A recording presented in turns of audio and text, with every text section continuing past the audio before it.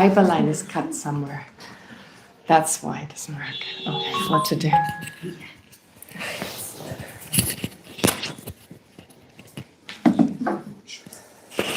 All right, let's see whether it works.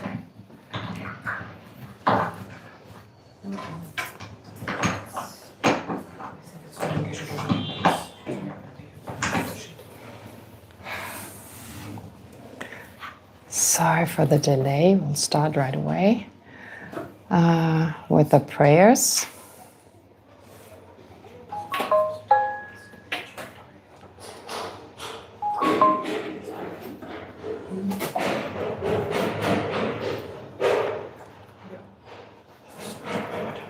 Okay.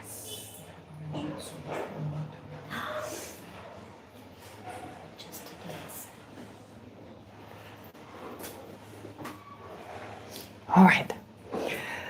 So let's take a moment to generate the right kind of motivation by thinking, may this become a cause for us to not only benefit ourselves, but to benefit all sentient beings, in the sense that may it become a cause for our own awakening.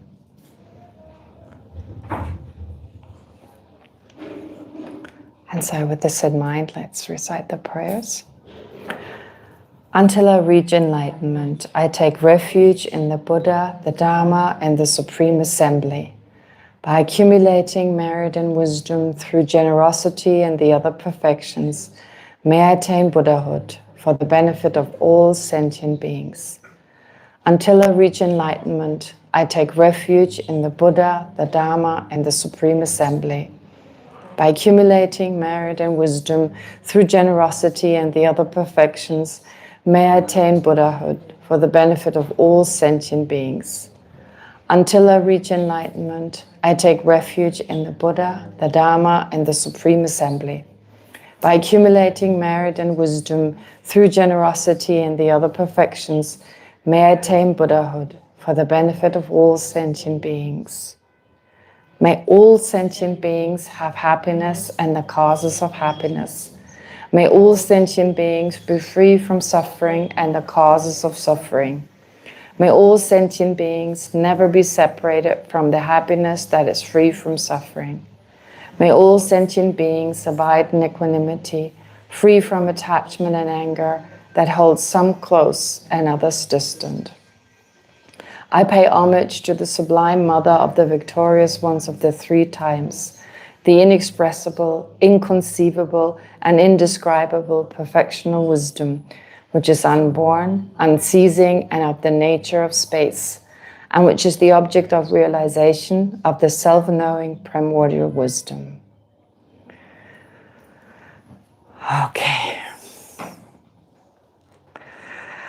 There were a few comments in the discussion group, which I believe are important for today's class, so I'll mention them.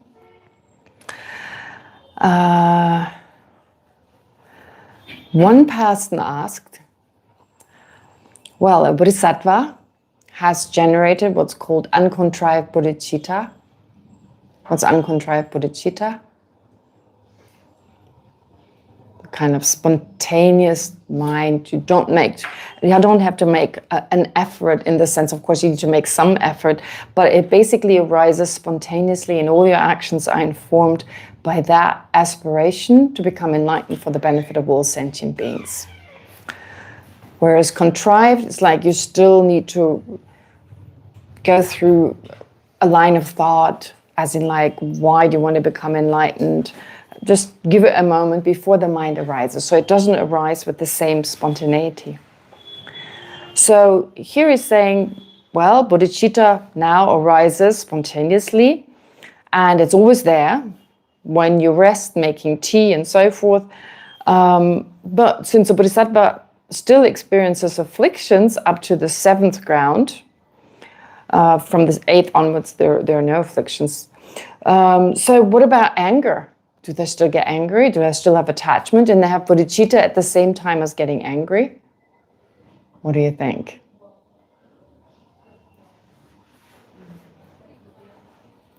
I'm just repeating the question. So you're saying bodhicitta is always there. He's a bodhisattva, so there's always bodhicitta.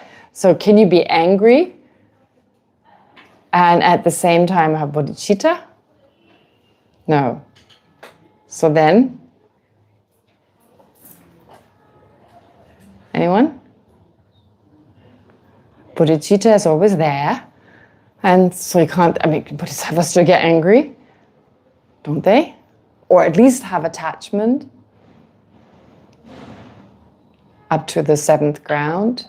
Or if not all the way up to the seventh ground, oh right, so the afflictions are still there, but they don't manifest in their continuum at a certain level. Okay, that's debatable. But in the beginning, definitely. Anyone? It's not a bodhisattva vow that you can never get angry. Isn't there a bodhisattva vow you can never get angry? I mean, we would. I mean, you don't give up your bodhicitta just because you have some irritation, right? Yeah, you don't give up bodhicitta. Yeah, well, there are certain vows, if you break them, you lose bodhicitta, and then there are other vows, well, there are like 4 binding factors and so forth, so you don't necessarily lose them. But the question is still, can you have anger and bodhicitta at the same time? One is dormant. In the same moment? At the same moment? What did you say, Kunben? Well, your bodhicitta would be dormant if... It lies dormant. Angry, right? It's not always actively there. But there's some confusion because there are textbook authors. I talked about them last time in Sarah J. What is the name of the textbook author in Sarah J? Jetsun Chogi Gyaltsen, right? The textbook author in Drepung Losang Ling is Panchen Sontakpa. So they have these slightly different views. And Panchen Sontakpa says, in order for a mind to be in someone's continuum, it has to be there actively. So right now, my anger lies dormant. I'm not angry at this point. I can get angry anytime. Attachment is a little trickier because that's kind of there most of the time. So I can't even tell. It's probably there right now. But let's say, okay, so when I'm asleep, for instance, in deep sleep, in states of deep sleep at least, there is no anger, there's no attachment. Those minds are too coarse to arise in one's continuum when we're in deep sleep. So in those cases, anger lies dormant. It's not there. Does that make sense? It's not there. But it doesn't mean it can't arise again. That's what Panchen Sontakpa says. Jetsun Chogi Gyaltsen says, when it lies dormant, it's there.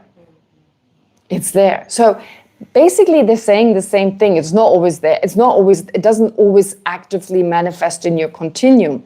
But one decides, or one has decided to say, well, if it's not actively there, but it lies dormant, it's there. And the other says, well, if it is not actively there and it lies dormant, it's not there. It's just a matter of applying terminology. Really, it's much more semantics than disagreeing on the actual meaning. But it can get confusing. So it's great to debate with one another. Saying, okay, so in the meditative act of voice directly realizing emptiness, there's anger. It kind of sounds a little, it's a little difficult to defend. And then they have ways to defend it, so it's fine. But some of these views, it's just great for the debate. Different views on this, and you get used to one or the other. In the end, like I said, it's just semantics. So, but according to both of them, bodhicitta is not always actively there. It's not always manifest. It lies dormant. Does that make sense? So you don't have that problem. You can get angry. But getting angry, first of all, if you get angry with someone, I mean, the kind of anger a bodhisattva has, we use the word anger. But anger can just mean a slight annoyance. So I don't know, someone pushes you, there's just this, well, because of our imprints, because of our tendencies, this moment of annoyance. Ugh. And that's it, that's a moment of anger. But that doesn't mean you give up bodhicitta, you give up your wish to become enlightened for the benefit of that person. Only if you give up the wish to become awakened for the benefit of that single person, that's like all sentient beings minus one, okay, you're done. Bodhicitta is gone. But I mean, you can generate it again. It's not like, it's not like you can't generate it again. But point is, strictly speaking, if you give up bodhicitta, you're not a bodhisattva. However, you can still get annoyed, you can get angry, and so forth. Therefore, in answer to his question, bodhicitta is not always present. It's not always present in a person's continuum. All right. Pardon? If it's not always present, what is it that when it's dormant? I mean, for something to be dormant, it must be there, but just not active. Well, that's what Jesu Chogi Gyaltsen says. He says, if it lies dormant, it's there. Benji Tsongkhapa says, well, to be there, it has to be active. Otherwise, you would have to say, I'm angry right now, because there's anger. Or you would have to say, I have anger, but I'm not angry. But if it's not there when it's dormant, how can it arise then? If it's not there when it lies dormant, how can it arise? Well, because the potential, the seeds of anger are there. That's what Benji Tsongkhapa would say. This funny idea with seeds. The word seeds, of course, actually just means potential. But yeah, so there's the potential for anger to arise. We have those tendencies still in our continuum in the form of seeds, and so it still arises. Yeah. Okay, anyway, that is one question. And another question is, you remember we talked about something called the verbally derived bodhicitta. It's not a term that comes up a lot. I've only ever encountered this in Lama Tsongkhapa's text. Verbally derived bodhicitta. What is verbally derived bodhicitta? Do you remember? Is it before you actually have bodhicitta? Oh, absolutely. Is it before you generate actual bodhicitta? Absolutely, yes. So I guess it's just verbally expressing your wish. Yes. Not feeling it from the depth of your heart, but just repeating the words. Well, either just saying the prayer and kind of like thinking, oh yeah, may I become enlightened, repeating the words in your mind, basically.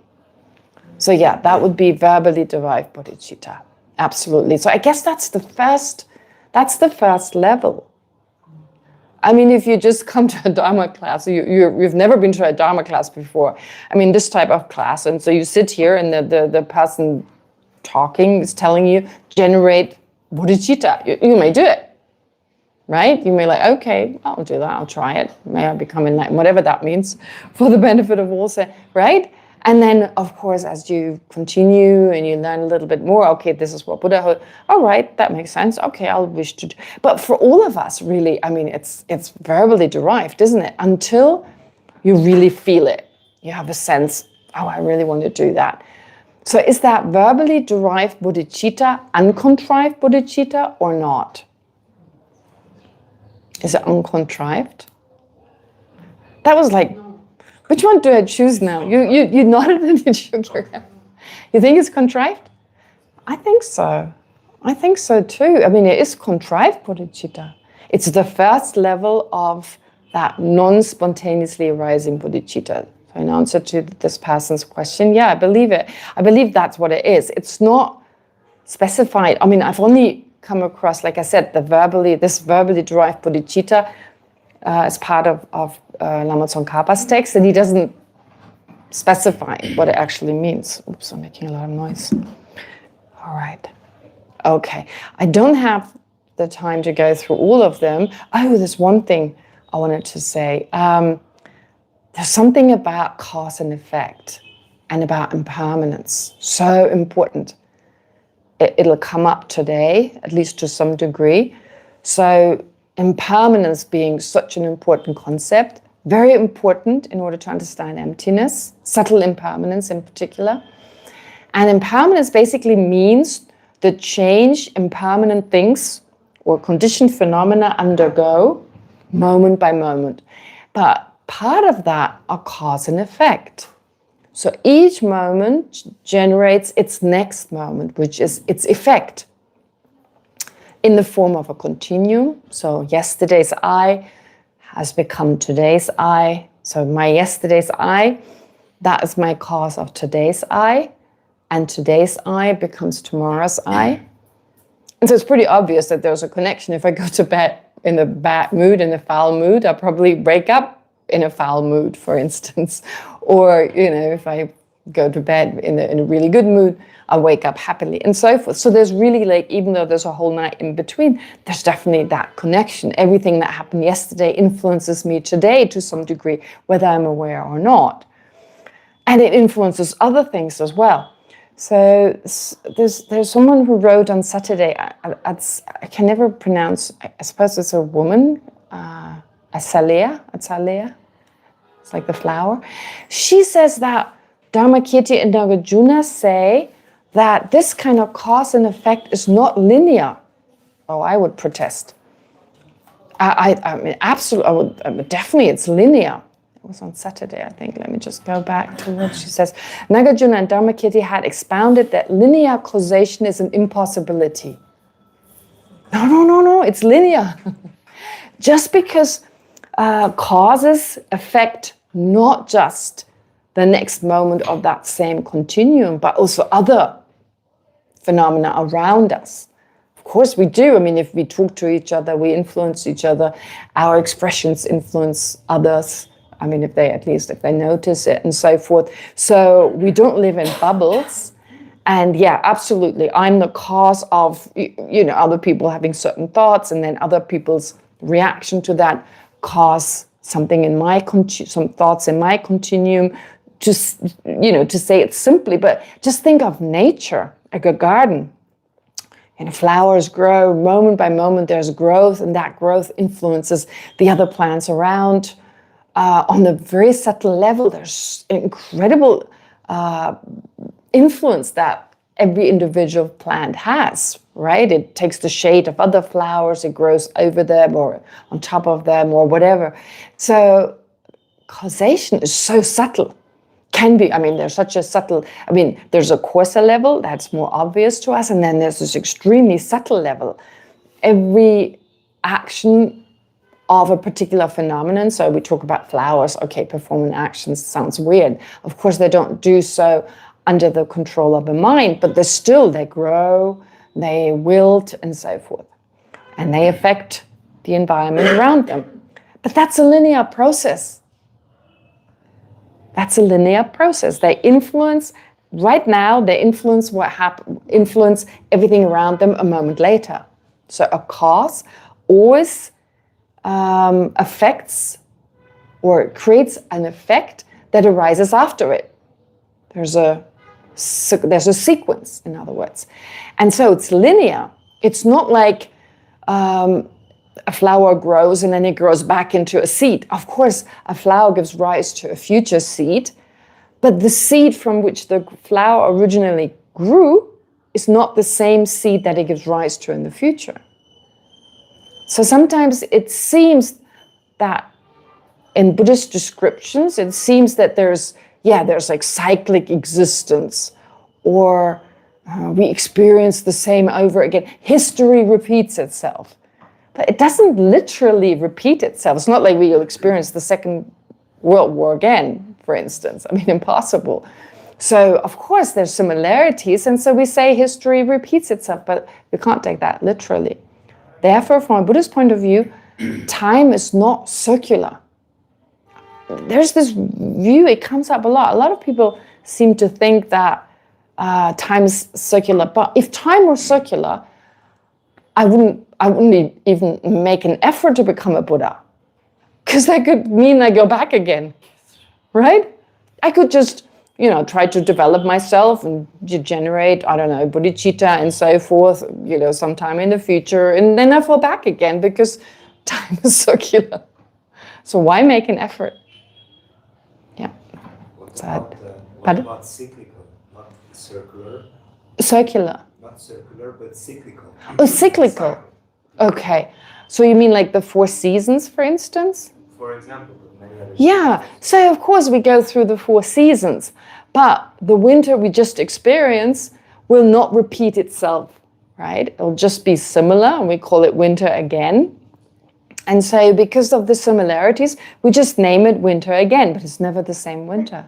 So yeah, absolutely. Like we talk about cyclic existence, for instance, in the same way. Yeah. So there's definitely a cyclical process, but yeah, time is linear. So does anyone disagree that time is linear? I mean, maybe you want to, you've got an argument for time being circular. It kind of sounds really fancy, right? It's not linear, but just have a different view. I mean, we kind of, it's just different because ordinarily we think of time as linear, but it wouldn't make sense. I am reborn. I am going to take another birth, and it may be similar. I mean, maybe it was a cow in the past, and now I'm going to be a cow again, but that's not the same cow, right? Okay. Anyway, just thought to mention that because it came up. Okay. So, last time we discussed something that was quite complicated, you remember? Did anyone memorize the chart? No, probably not. Well, as I said, if you memorize the chart, you understand the difference between Svatantrika and Prasangika, at least from the point of view of what we discussed last time. Okay. So right now, we just talked about those two, but very soon there's going to be another chart, and we'll discuss the 4 Buddhist schools.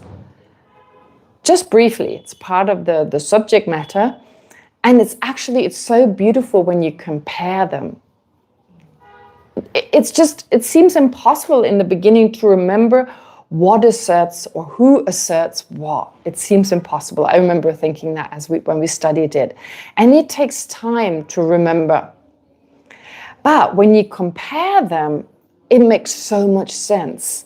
You can see, the Buddha started off just telling us this, which is from the point of view of the Vaibhashika school, for instance, and then Sautrantrika, and then he guided us through the other schools, helping us to take us closer and closer to the final view, which is just so subtle. It's so hard to understand. If you remember last time, we just compared the Svatantrika and the Prasangika school. In the Prasangika school, they talk so much about imprints. That's such a big deal. They're explained separately. What are these imprints? I mean, it's so abstract. Imprints is not even a word that means much to us. I mean, an imprint in the snow or whatever. Tendencies is another word, or residual traces. What does that mean? Tendencies. Okay, what is a tendency anyway? If I keep getting angry, or if my anger is particularly strong, or if it lasts for a long time, we may say, I have this tendency. Oh, now Ajadi is calling, never mind. I have to ignore them now. It's the internet provider. Is the internet working? Hopefully it's working. Okay, never mind. Can't do anything right now. Okay, so going back to, so imprints, like I said, doesn't mean much. A tendency, it's similar to saying a potential. I have the potential to develop my mind. I haven't done that yet, but I have the potential. What does that even mean? Or in this case, a tendency. It's really abstract and hard to understand. And the Prasangika says, well, after you eliminate everything, the afflictions, anger, etc., even their seeds, even the potential for them to arise again, you're still left with tendencies. In the other schools, they don't say that. In the lower schools, they talk about a mind, its seeds, its tendencies. You get rid of all that at the same time. Remember the Svatantrika school. And not just that, in the Svatantrika school, they distinguish between the root of samsara the root of samsara, and another mind that is not the root of samsara, but that's still a problem. The root of samsara is considered to be a mind. It's got a really difficult name. An ignorance, a mind that apprehends a self-sufficient, substantially existent I. That is just a fancy or maybe difficult way of saying a mind that mistakenly believes there is an I that is separate from mind and body and that controls mind and body. That is responsible, that is the controller of mind and body. And honestly, that's what it feels like, doesn't it? I mean, to me, I have a very strong sense there's a separate I that controls my mind and body. And so feeling insulted, when I'm upset, I feel like, okay, my feelings were hurt, but I was hurt as well. We had this discussion last time. What does it even mean my feelings were hurt? They weren't hurt, they're fully active. They're not, hurt to such a degree that they're not active. You may say, okay, my happy feeling was hurt because it was replaced by a sad feeling. But anyway, it feels so strongly that I was insulted, I was hurt, I'm hurting, that's separately hurting. It's not my mind, it's not my body, right? Or if someone pushes against me, actually they just push against my body. But it feels like I've been pushed aside. I've been mistreated. So that sense that there's something separate, it's pretty vivid at times, isn't it? But that's just coarse. The Svatajaka says that sense of a separate I, well, first of all, doesn't exist, that kind of separate I. Of course, there's an I, but not that type. That type, which of course then gives rise to a sense, I'm over here and you're over there. And I'm a little bit more precious. I'm more important. My happiness is more important. But that kind of grasping at an I is very coarse. But in the Svatantrika school, it prepares us for the Prasangika school. They say that is the root of samsara. Holding on to such a separate kind of self that gives rise to anger, gives rise to attachment, etc. And that's what we need to get rid of to overcome our afflictions. That we need to remove. That sounds about right, doesn't it? The Prasangika school, I should add something. They say then there's another mind. You can get rid of ignorance, you can get rid of this kind of ignorance, you can get rid of this mind that believes the self to be separate from mind and body, and then thereby you can get rid of anger, attachment, all that, but you're left with another mind. You're left with grasping at true existence. Okay, if you look at the chart, that's not the root of samsara. Grasping at true existence can only be removed, or has to be removed to become a Buddha. But it doesn't need to be removed in order to become liberated. So what do you need to remove to become liberated? Only the mind that holds on to this unrealistic I. But the mind that holds on to true existence, that you don't have to even touch, you don't even have to think about it in order to be liberated, to become liberated, to remove the afflictions. But if you want to become a Buddha and you want to become omniscient, then you have to remove that, together with its seeds and imprints. So they always say whenever you remove something, you remove both the seeds and the imprints. It doesn't explain omniscience at all. Okay, now you get rid of that mind that grasps the true existence and now you're omniscient. Why were you not omniscient before that?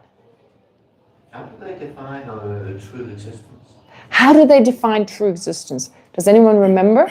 Because it doesn't mean intrinsic existence. I talked about it last time. What does it mean? What is true existence? What does true existence mean?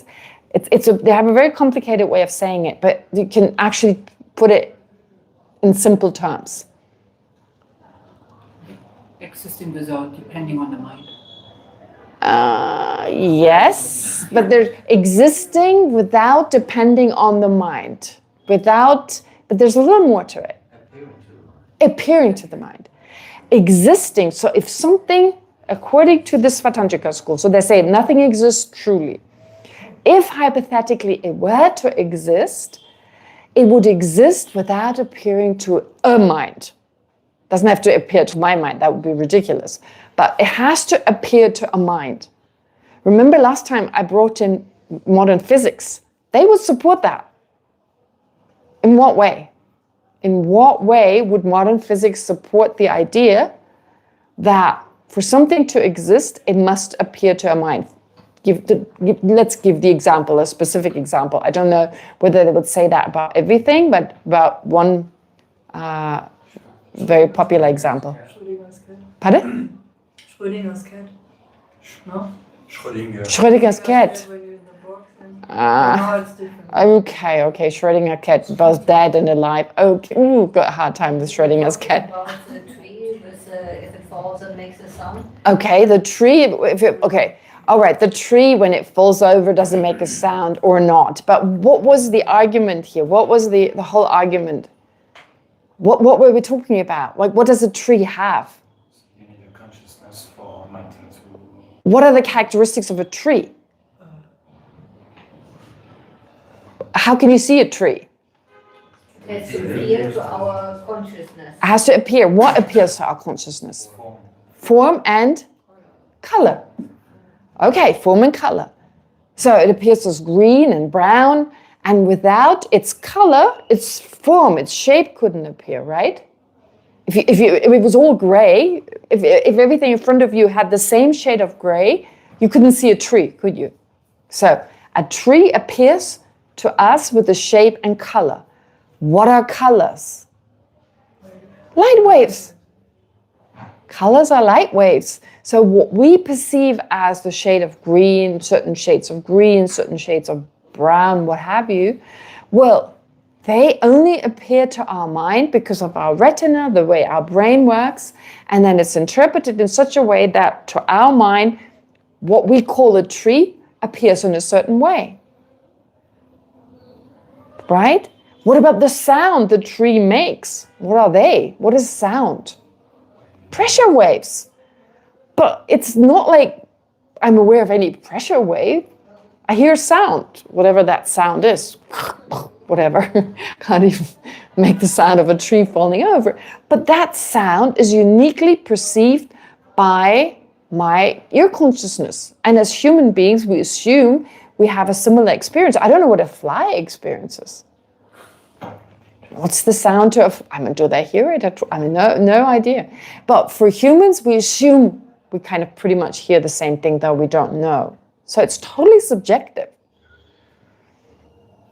So in that way, it's so fascinating that, even modern science is telling us you need a mind to hear at least what we think reality is.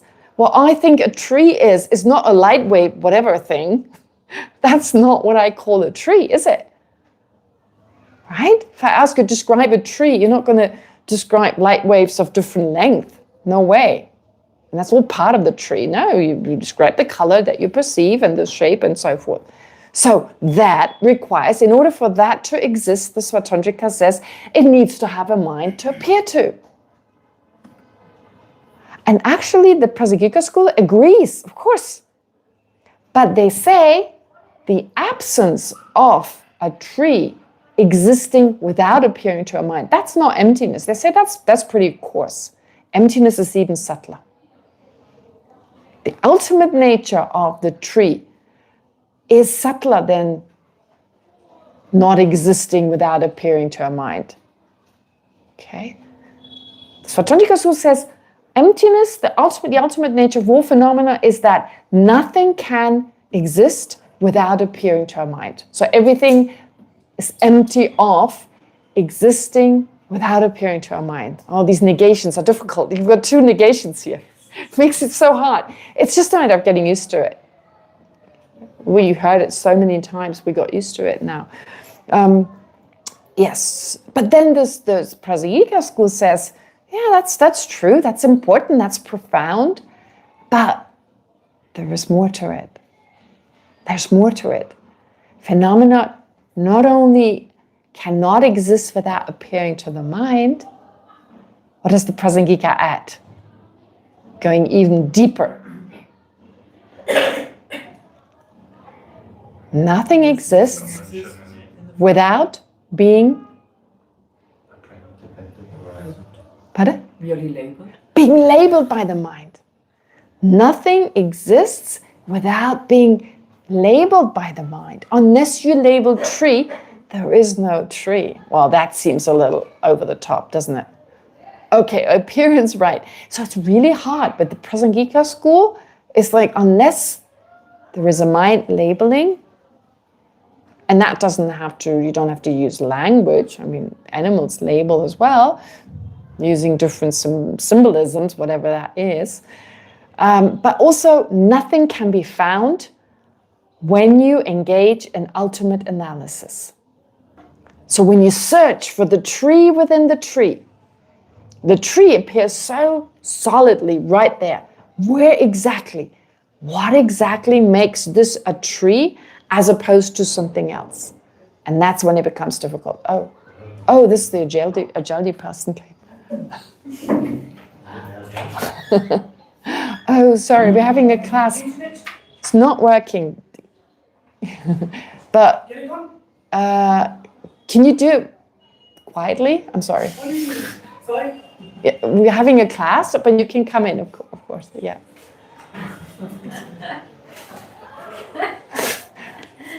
Thank you. Okay, great. What was I saying? Yes, so there are different ways of looking at ultimate reality. And the last bit, that phenomena cannot be found under ultimate analysis, they're merely labeled. That is so difficult. But that's the only way to become liberated. So let us go back to the comparison between Svatantrika and Prasangika. Sorry, it's my fault. Okay, made him come in. Let's compare again. So in the Svatantrika school, you don't have to realize emptiness to become liberated. They say, okay, lack of the separate kind of I, and then once you get rid of that ignorance that apprehends a self-sufficient, substantially existent I, that is that separate kind of I, you get rid of the other afflictions. So only if you want to become a Buddha, you have to realize that nothing exists without appearing to the mind. Oh gosh. Yes, go ahead. Whose mind are we talking about? Because, for example, a Buddha that is omniscient can probably perceive, like, let's imagine there is something like a Yeti.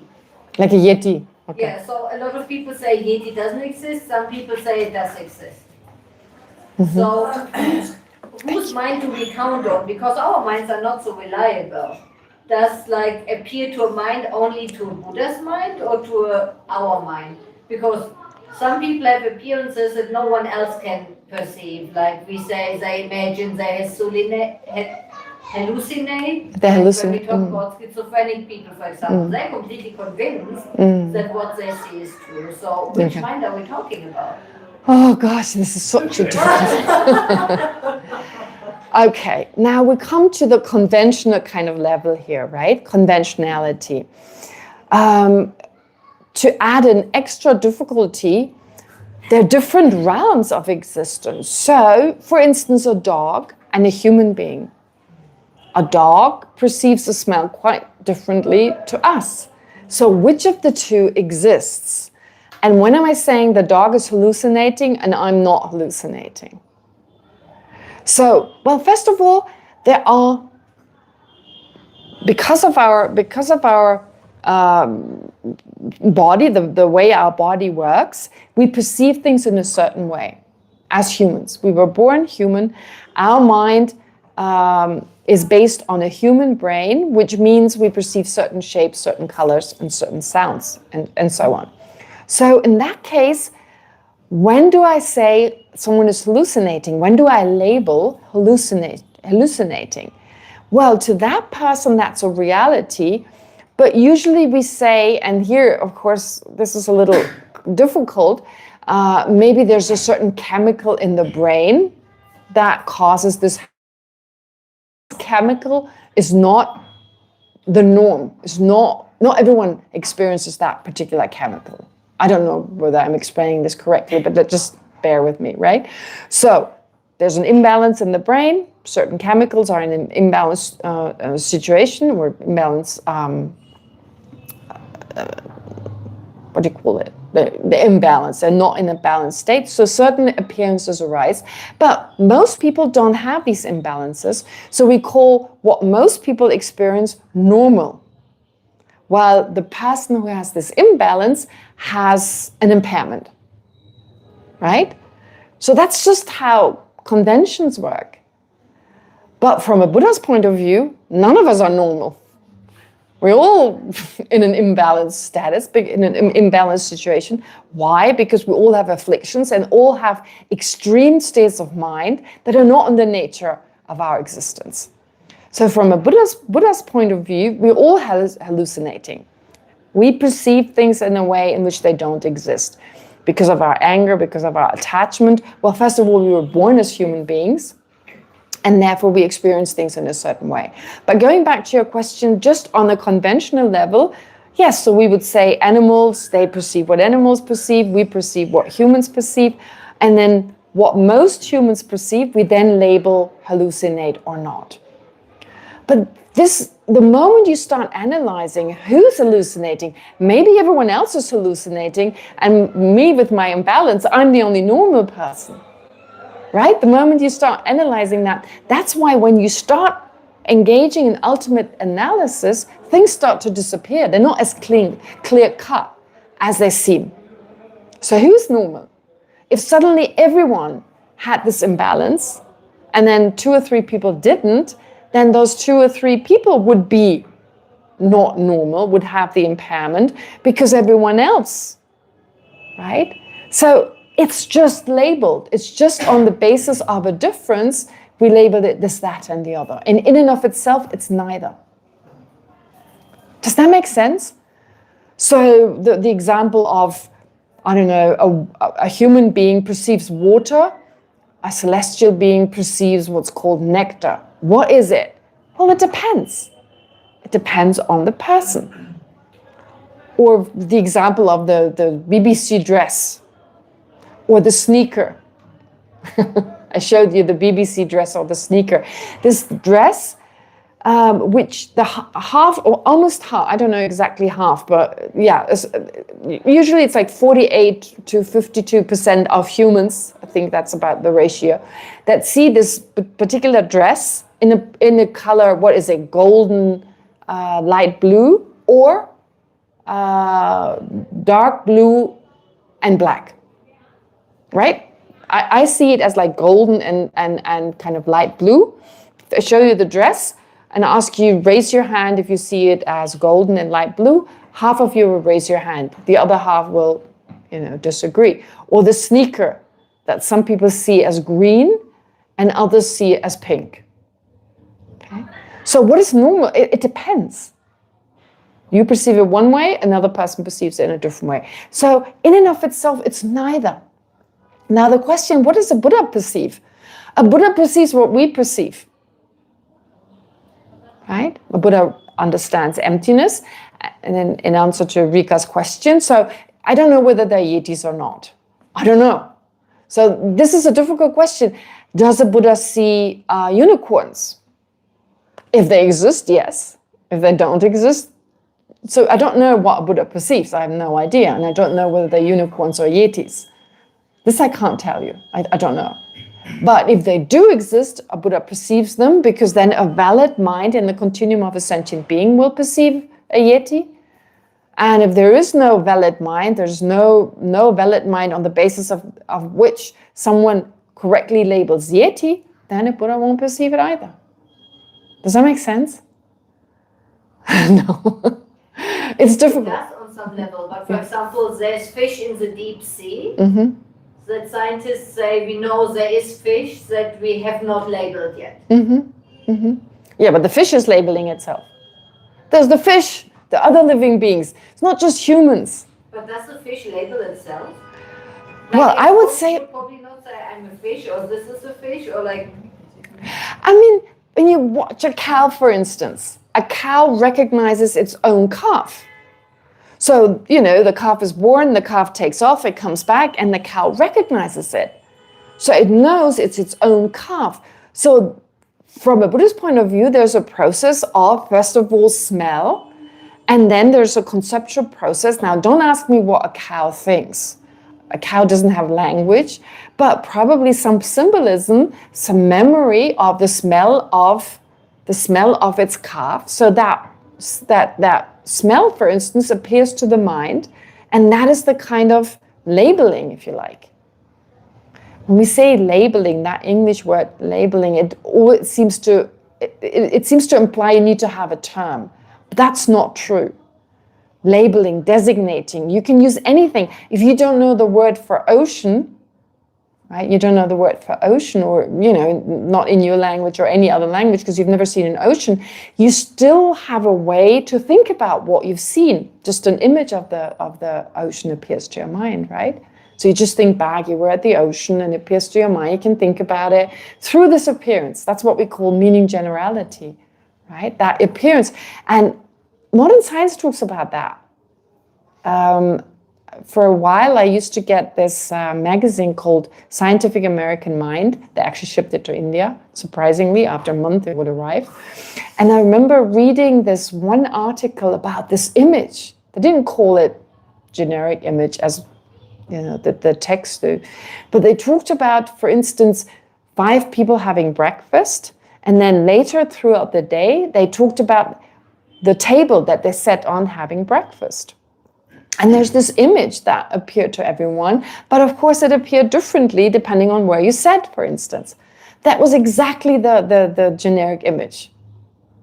So they could talk about it, they could think about it, talk about it because they had a word for it, but even without talking about it, they could think about it.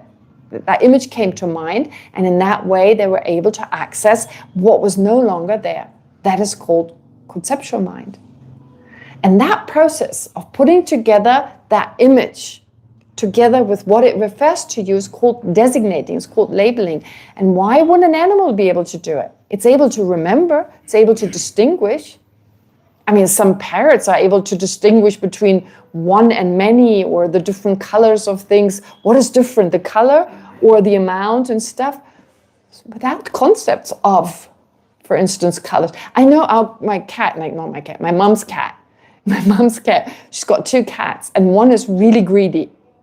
So when we put food in their 2 bowls, one bowl is there's only a little bit of food, and then the other one there's a lot of food. She goes chuk chuk chuk chuk. The one with with more food. She knows exactly this is the bowl with, so she can distinguish between more and less. You can tell. She goes back and forth. Oh, okay, more, right? And she's so into food that when the food runs low, she stands there meowing like she's crying, like give me food, doing this the whole time. And when I add food, she's not hungry, she walks away. But every time it's low, she's like telling me.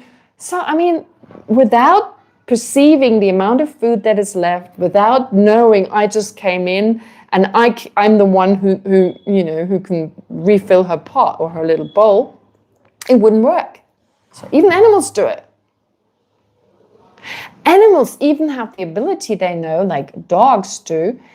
They found through some experience, some experiment, they have the ability to put themselves into our shoes, to understand what we can perceive. They did this very simple trick, or this very simple experiment, where they put up a wall on this side and no wall on that side. And then they put 2 bowls, something the dog is familiar with, 2 bowls, one in front of the wall, so we can't see it, right? There's a wall preventing us from seeing what's behind it. So there's a bowl lying there. And then on the other side, which is not in any way hindered by a wall or anything, there's the second bowl, right? So if I stand here as the human, that gives the commands that ask the dog to retrieve the ball, the dog knows that I cannot see the ball on my left side, but I can see it on the right side, because every time the person, in my case, in this case, me standing here, every time I would ask the dog to retrieve the ball, it would only take the ball that I can see. So they did this experiment several times with different people, with different balls, what have you, just to be sure it was not a coincidence or any other reason. So they came to the conclusion that the dog knows that I cannot see this ball. I couldn't have meant that ball. I couldn't have meant to retrieve the ball that is, from my perspective, behind the wall. So, I mean, without having a sense, me and this other person, so labeling wouldn't work. Therefore, that's what the Prasangika school, so when you start reasoning, it makes perfect sense. But it's so difficult to understand because it totally goes against everything we ever experienced. We have no experience of this, which is why the Svatantrika school takes us slowly in that direction. Okay, I've got a sense of the I and how exaggerated it is. And yeah, if I remove mind and body, there is no self left. And again, like I said before, neuroscience, the idea that previously this idea there must be some kind of controller in the brain before neuroscience started to analyze or investigate the brain to the extent that they do now. There was this assumption, I heard about this, of course I don't know anything about neuroscience, but there was this assumption that there's a control center in your brain. This assumption there must be something that is in control. That's how it feels, right? I feel like there's a person in control, controlling my mind and controlling my body. And therefore, this assumption that there must be a control center in the brain, which doesn't exist. They're just different parts that cooperate with each other and they do their thing, and there's no control center. Likewise, from a Buddhist point of view, there is no separate I.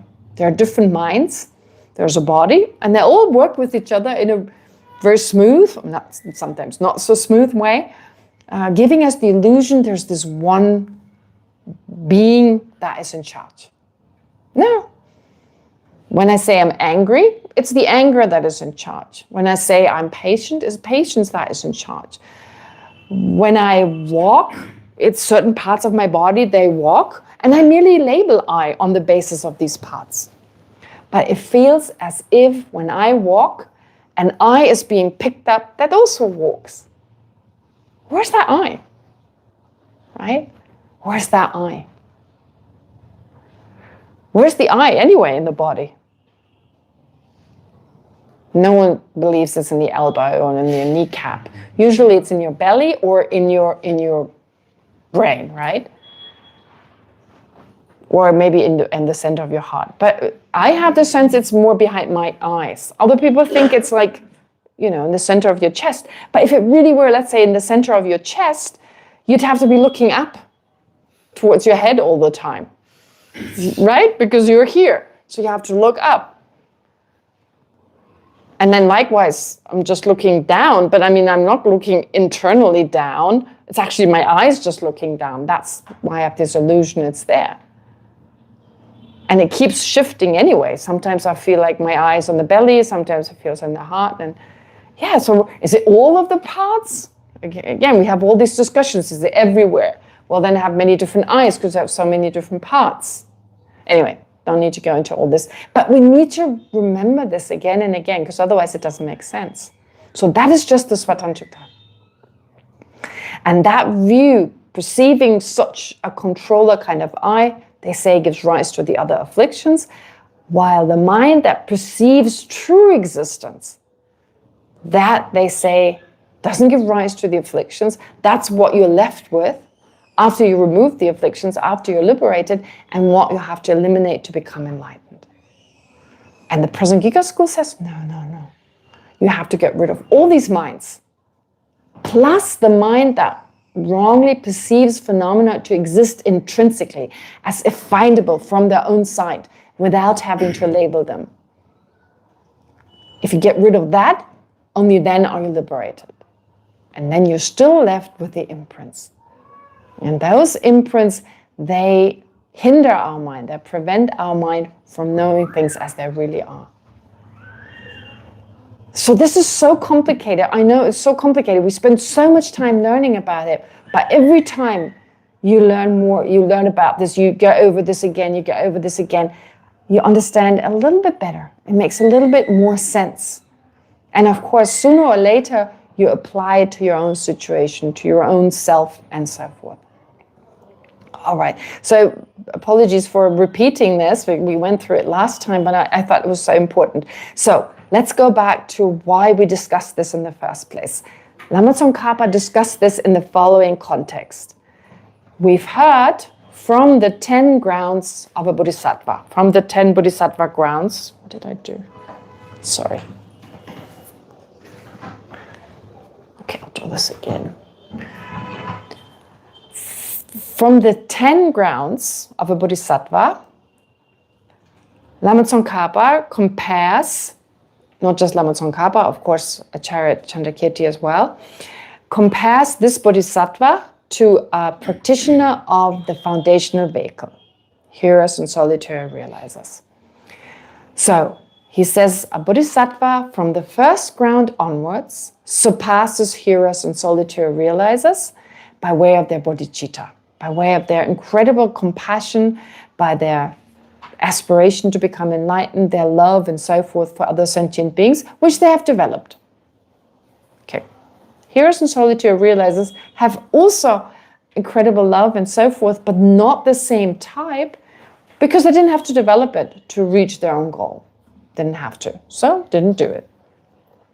Now, on the first ground, yes, so on that ground already, and even before that, bodhisattvas have this incredible love and compassion.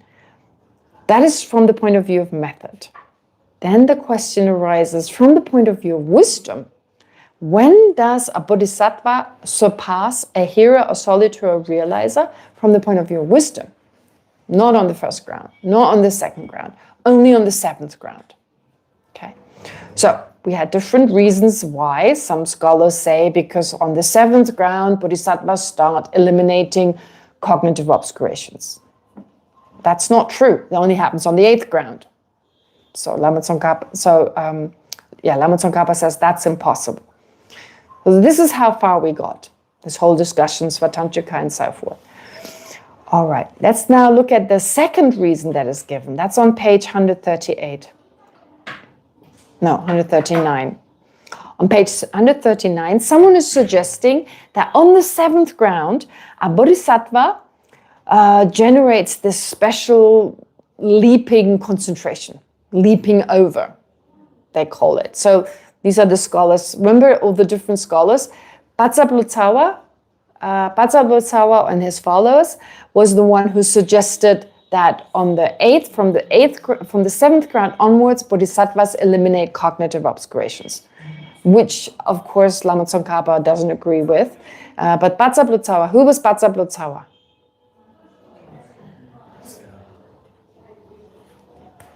He was a translator. Come on, Lotsawa. The word Lotsawa. He was a famous translator. And what did he translate? Patsat Lotsawa.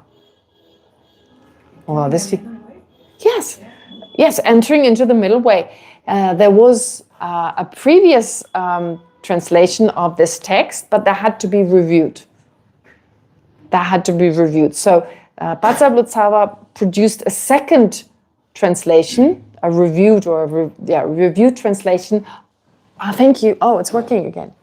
Thank you very much. Yes, I think it's working, right? Because the light is off, so. It's the red light? It's no longer blinking.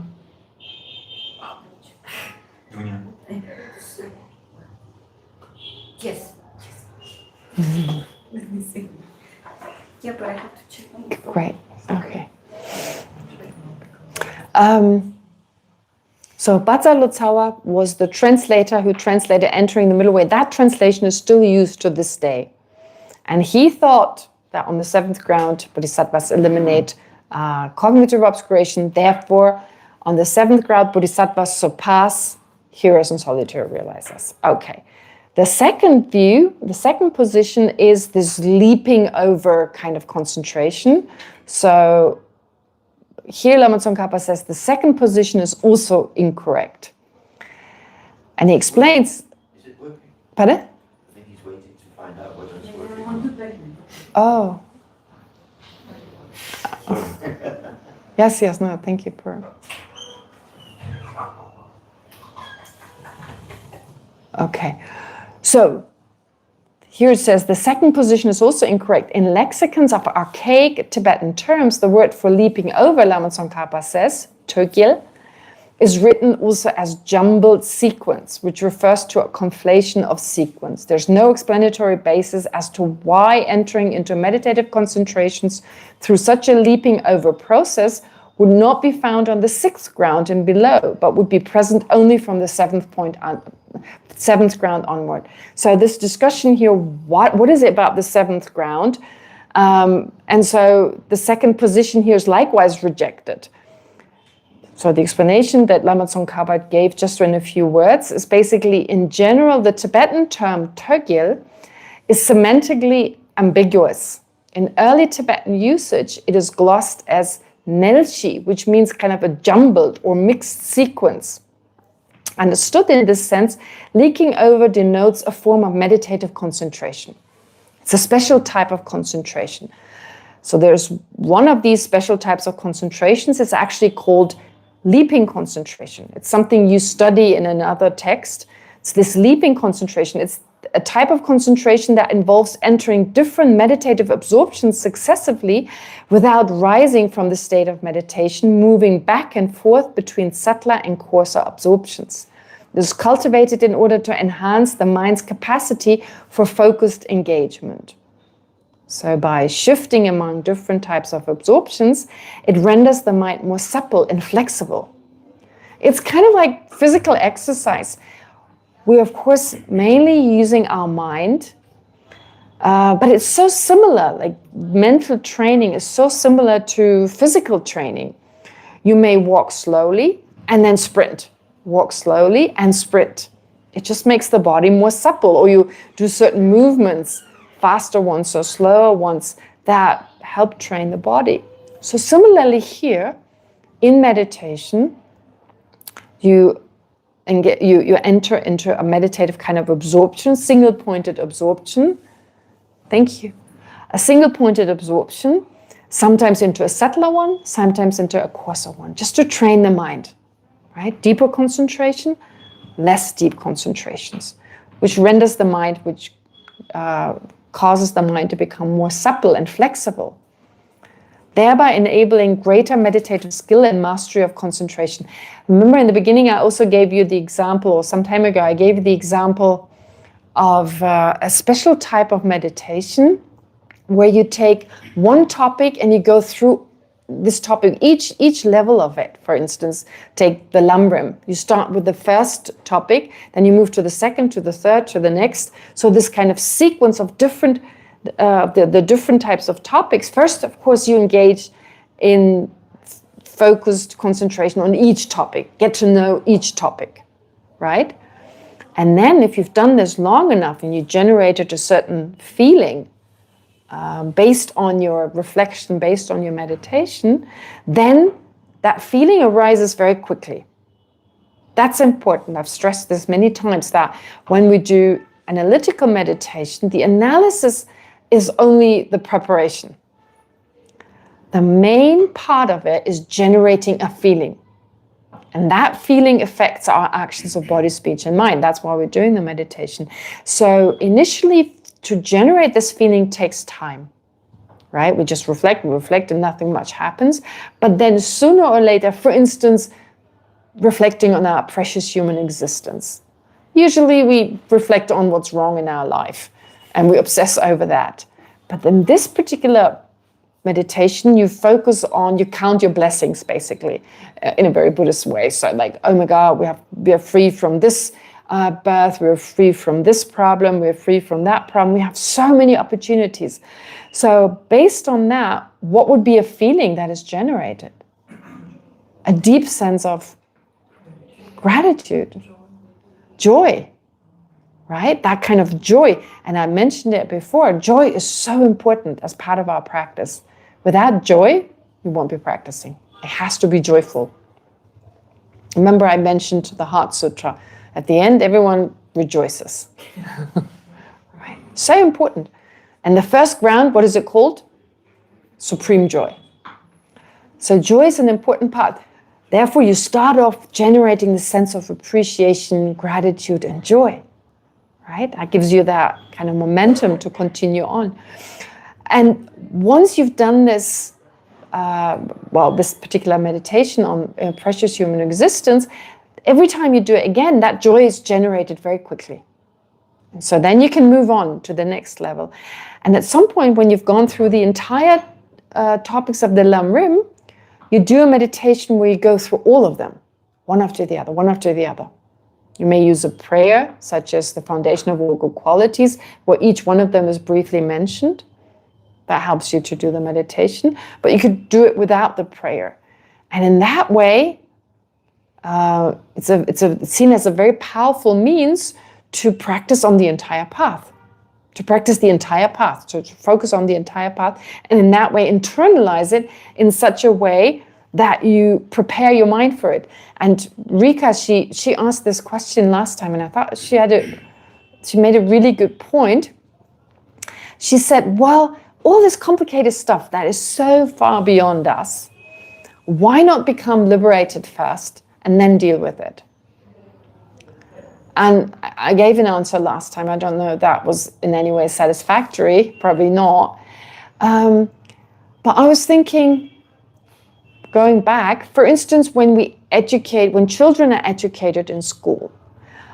I mean, a lot of children don't like math. So why not do any math in the beginning? Don't do any math. Do certain other things, right? And only start with this topic that, is like for a 5-year-old, it seems like torture, right? If you don't like math, it seems like torture. Why not start when they're like 10 or maybe 20, just wait, right? But actually it prepares the mind in a really profound way, because at that time, the earlier you start, the easier it gets. And a lot of the things in mathematics, I always find it fascinating. I told you this story before. Many of my teachers did not grow up with mathematics. And the simplest things that for us are so simple, they're not simple for them. If I say 2 times 10, they literally start counting their fingers because they're just not used to it. And I told you this funny story about one of my teachers who was once asked during an interview, and I was translating, he was asked to tell his life story. And so he started with, when I was 5, I did this, and when I was 5, and then 5 years later, I did this, and 7 years later, and I knew this wasn't going to go well. And I kept adding in my mind, and at some point I said, Genla, you're already 90, according to your story. You didn't have a feeling for, we just have more of a feeling for, not because we were born with this, but because we were so little, we developed that feeling, or time. Our sense of time is so different that we're obsessed. We want to know in advance. Oh my God, that was one of the hardest things for the Tibetans. I wanted to know whether there's debate, at least an hour earlier, so I could mentally prepare. And I would always ask my classmates, is there going to be debate today? And they're like, I don't know. And I was like, but when will you know? When the bell goes. That was always the answer. Do we have class today? I don't know. You'll find out when the bell goes. So 5 seconds or a minute before you have class. So that's fine for them. For us, we're so obsessed with time. That's the disadvantage. But on the other hand, we have a better feeling for time, right?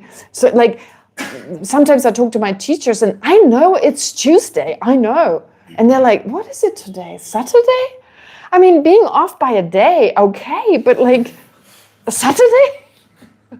Right, we're so in that kind of time frame.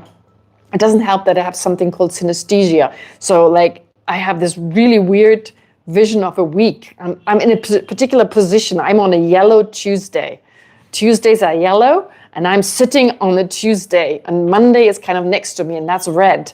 So in my case, it's kind of a little bit crazy. But the point is, I think we all have the sense of, we know what day of the week it is, we know roughly what time it is. And for Tibetans not to know sometimes seems surprising.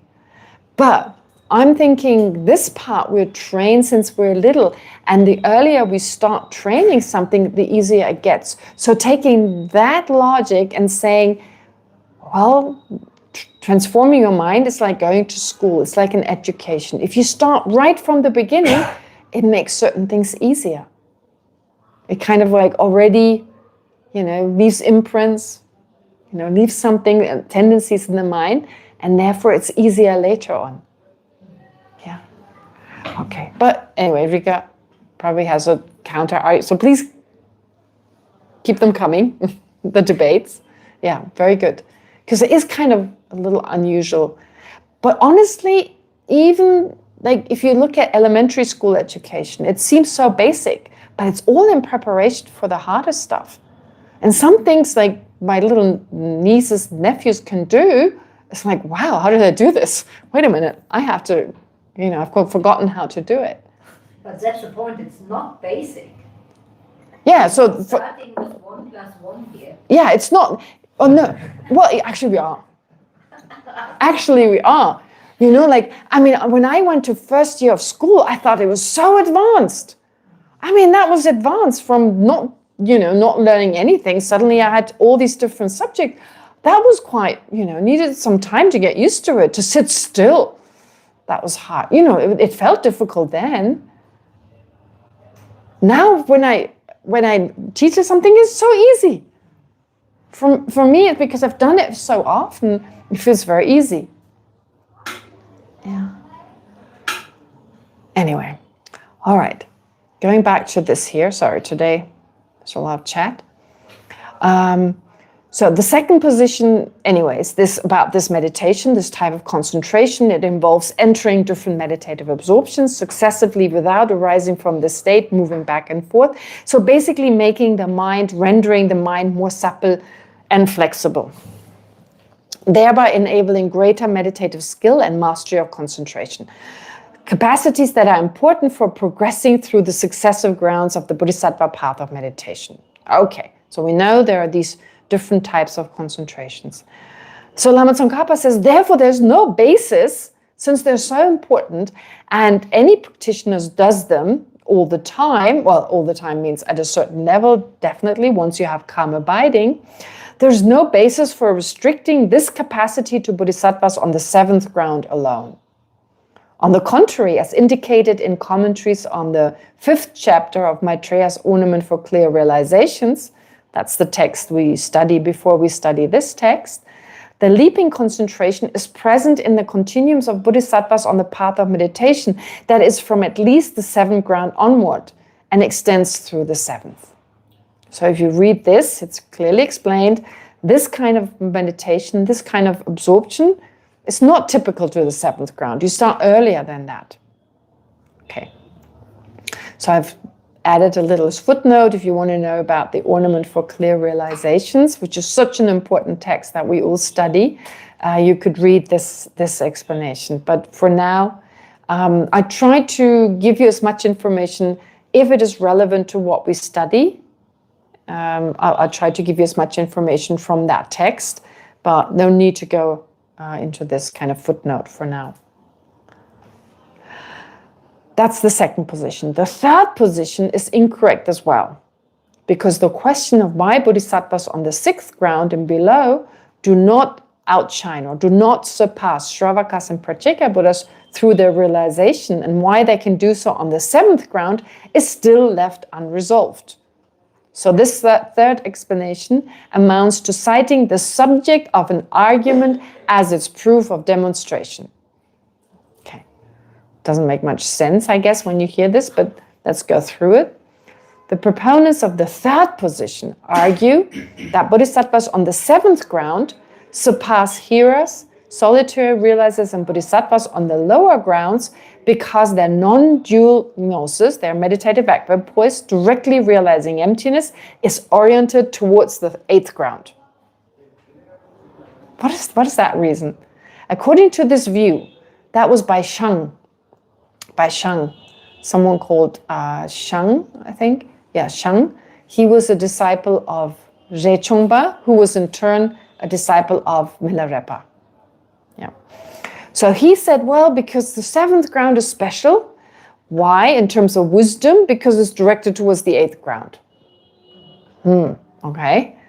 According to this view, this forward orientation towards the eighth ground is taken to signal a higher level of intelligence or realization, and it is on this basis that superiority is asserted.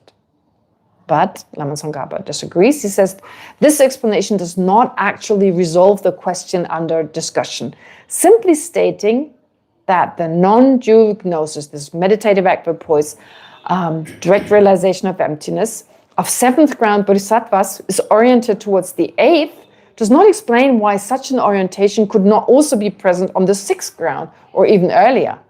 I mean, on the first ground, you're aiming towards the eighth ground, so you're oriented towards the eighth ground. If orientation toward a higher ground were itself sufficient to establish superiority, then one would need to explain why bodhisattvas on the sixth ground, who are also progressing toward higher grounds, do not likewise surpass hearers and solitary realizers. Since no such explanation is provided, the appeal to orientation alone fails to identify a distinguishing factor that newly arises on the seventh ground. So for this reason, the line of reasoning employed by the proponents of the third position is logically defective. In terms familiar from Western logic and philosophy, it constitutes a circular argument. So Lama Tsongkhapa calls it, he says, it amounts to citing the subject of an argument as its proof of demonstration. In Western philosophy, it's called a circular argument. You've probably heard that term before. It's explained now. Okay, where is it? Oh yeah. It constitutes a circular argument. The conclusion is implicitly assumed in the premise, rather than being established by a different reason. So the structure of the argument can be expressed in the form of the following syllogism. Take the subject, seventh ground bodhisattvas. They surpass hearers and solitary realizers because they are oriented towards the eighth ground. That's what he's saying. So if you express it in the form of debate, take the subject, seventh ground bodhisattva, they surpass hearers and solitary realizers because they are oriented towards the eighth ground. The subject here is seventh ground bodhisattvas. That's the basis. Take the subject, seventh ground bodhisattva. The predicate to be established is they surpass hearers and solitary realizers. And the alleged reason is because they are oriented toward the eighth ground. But this supposed reason does not function as a different proof. That's what a reason has to do. It has to explain. It has to explain something. To just repeat what was said before doesn't mean it's a correct reason. So to say that seventh ground bodhisattvas are oriented toward the eighth ground is simply to restate what it means to be a bodhisattva on the seventh ground. As such, the reason does no explanatory work beyond repeating the subject under a different description. Instead of demonstrating why superiority arises precisely on the seventh ground and not earlier, the argument merely presupposes that seventh ground bodhisattvas are superior and then points to a feature that is already implicit in their being seventh ground bodhisattvas. I'm explaining this to such a degree because it's so important in logic, in Buddhist debate. In effect, it amounts to saying, take the subject seventh ground bodhisattvas. They surpass hearers and solitary realizers because they're seventh ground bodhisattvas. That's what Lama Tsongkhapa is really saying. So that would be like saying a vase is impermanent because it's a vase. It doesn't explain why a vase is impermanent. I already know it's a vase, so it doesn't tell me why it's impermanent.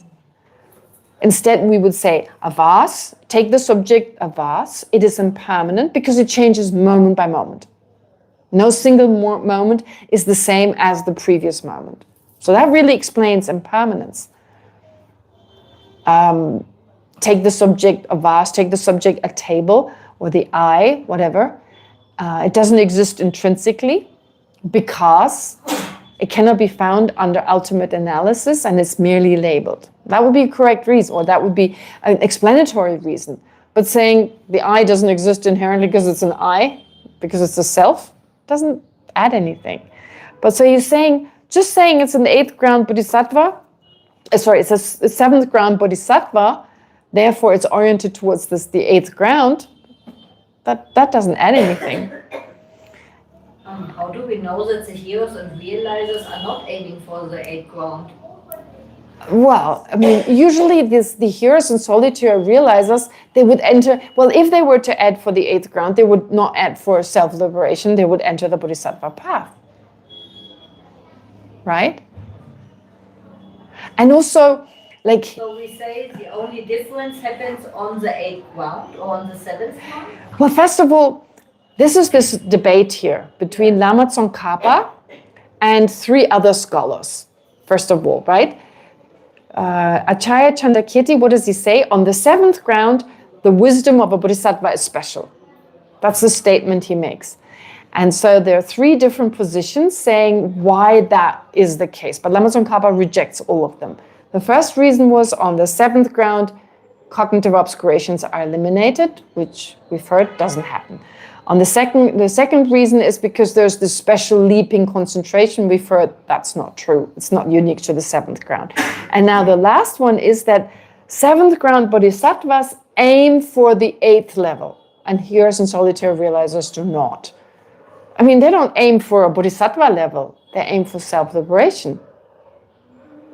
Maybe there's some exceptions that now the heroes and solitary realizers, they change their mind, they want to become bodhisattvas, but then they aim first for the 1st level, right? They don't just aim for the 8th right away. Do you aim for the 8th ground right now? I don't, right? So it's kind of like we do go step by step, don't we? Okay, so we do say Buddhahood, that's kind of our goal, but in order to get there, we have to go step by step. So now if you're, for instance, on the path of accumulation, you wouldn't be aiming for the path of seeing, you mainly be aiming for the path of preparation as like the next step. But why is then, for example, the 5th bodhisattva ground, the bodhisattva ground, when a self-liberator is on the same level? Why is a bodhisattva? Why these people not like on the... Okay. I would understand if we say on the 1st ground of a bodhisattva, we have overcome the level of self-liberation or hero, solitary... What makes you think that a bodhisattva on the 5th ground is on the same level as a hero and solitary realizers? We say a bodhisattva on the 5th level is under them. Are they equal? Like, what do they actually assume? Well, first of all, what about the method? Excuse me. What about the method aspect? Do you remember method? Yeah. So method as in like love, compassion, and so forth. Who surpasses who? The bodhisattva on the 1st ground, as opposed to a hero or solitary realizer, arhat. Do you think from the method point of view, does the bodhisattva surpass the hero and solitary realizer, or the other way around? On the 1st ground, so a 1st ground bodhisattva, comparing this bodhisattva with the hero and solitary realizer arhat. So from the point of view of great compassion, bodhicitta, and so forth, who surpasses who? You're probably always a bodhisattva because Right. the others don't Yeah. care. On No. Like They don't have the same kind of love and compassion. They have incredible love and compassion, but not the same. Okay, that's so from the point of view of the method, it's definitely the bodhisattva. Now, wisdom, they have the same wisdom. They have the same wisdom. Referred. All the way up to the 7th ground, the wisdom is different. But up to that ground, the wisdom is the same. That's what we've heard. So the 1st ground bodhisattva's wisdom is not different from a hero's and solitary realizer wisdom in terms of the realization of emptiness. That's the point Lama Tsongkhapa is trying to make. Of course, it's sustained by great compassion and so forth. Okay, it's conjoined with that, it's influenced by that. But other than that, it's the same kind of direct realization of emptiness. Does that make sense? It's the direct, that's the whole point why we're doing this. Saying that bodhisattvas and heroes and solitary realizers, their wisdom itself is the same. The direct realization of emptiness. And the question, you see, the thing is, in the Prasangika school, this must be stressed. Why does it have to be stressed? Because in the lower schools, for instance, the Svatantrika says, what heroes and solitary realizers realize or understand is different to what bodhisattvas understand. Remember in the Svatantrika school, what is the main object of realization in the Svatantrika school of heroes and solitary realizers? Emptiness of a self-sufficient substantial. Exactly. The lack or the emptiness of a self-sufficient, substantially existent I. What is the main object of realization in the Svatantrika school of a bodhisattva? Emptiness of true existence. Emptiness of true existence. So, there's no doubt they have a different object to understand. There's a different realization. So, of course, they're different. So, no problem. Bodhisattva is superior to the hero and solitary realizer. That's okay. But here you need to establish that the bodhisattva at some point is superior to heroes and solitary realizers on the seventh ground. Their wisdom from that point onwards is different, while previously it was the same. This is an extra difficulty to studying the Prasangika school, because in the lower schools this is not a problem. In the Chittamatra school, what heroes and solitary realizers understand is different to what bodhisattvas understand. In the Svatantrika as well. I'll give you like a chart. Soon it'll be discussed. That's why Lama Tsongkhapa, he's basically moving us in that direction to compare the different schools, to compare the different tenet schools, to understand them better, to lead us slowly towards the difficult Prasangika school, to prepare our mind for what the other schools have said. Here, at this point, it's only Svatantrika versus Prasangika. But already then, it's pretty obvious. They realize different things, so superiority is given. Why superiority? Why? Well, to encourage us to choose the best, right? To tell us basically, it's not to humiliate or to denigrate any other system. But here we're in the Tibetan Buddhist system. The Tibetan Buddhist system focuses on the Bodhisattva path. And to encourage us, it's telling us, come on, look at this, there's a difference. Which one do you want? You can choose either, but how about choosing the path of greater compassion work? Because we all have the same potential. We can choose the foundational vehicle path and we can choose the Bodhisattva path. But for the benefit of all sentient beings, the Bodhisattva path is better. So let's go for that. Let's aim for that. If we are ready to do so. I mean, no one is forcing us, but at least presenting the advantages, and then of course we can choose. Therefore, okay, going back to this, only from the seventh ground onwards, their wisdom is superior. Okay. But saying that the seventh ground bodhisattva is superior to heroes and solitary realizers because they're oriented towards the eighth ground, that amounts to a circular argument because it doesn't make any sense. Okay, so we got to this part. In effect, it amounts to saying, take the subject seventh ground bodhisattvas, they surpass heroes and solitary realizers because they're seventh ground bodhisattvas. When formulated in this way, the circularity of the reasoning becomes evident. Because the subject of the syllogism is effectively repeated as its own proof, not literally, but that's really what it means, the argument fails to establish the point it is meant to demonstrate. For this reason, the third position fails to account for why bodhisattvas on the seventh ground surpass heroes and solitary realizers, and why such superiority is not already present on the sixth ground or below. So this is this really long kind of argument by Lama Tsongkhapa, but it gives us a taste for the way the Dharma is studied. You compare to other views, and then, well, there are, in Tibetan they say kachik, someone saying something.